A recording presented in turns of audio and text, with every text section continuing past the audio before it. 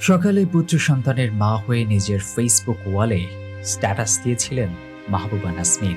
স্ট্যাটাসে উচ্ছ্বাস জানিয়ে লিখেছিলেন, আলহামদুলিল্লাহ, পুত্র সন্তানের মা হলাম।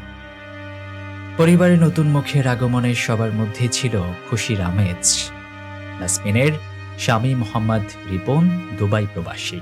সেখানে বসে তিনিও সন্তান জন্মের আনন্দের সামিল হয়েছিলেন। কিন্তু এই আনন্দ দীর্ঘস্থায়ী হল না।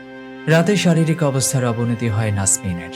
এক পর্যায়ে হাসপাতালে মৃত্যুর কোলে ঢলে পড়েন তিনি। স্ত্রীকে দাফন করতে দেশে আসবেন তিনি, দেখবেন তার শিশুপুত্রকেও। তবে সেই দেখায় আর আনন্দ থাকবে না। সামাজিক যোগাযোগ মাধ্যমে এই ঘটনায় অনেকেই শোক প্রকাশ করেছেন। অনেকে লিখেছেন, মা এমনই হয়, সকালে ছেলেকে দুনিয়ার আলো দেখিয়েছে, রাতে মা শেষ নিঃশেষ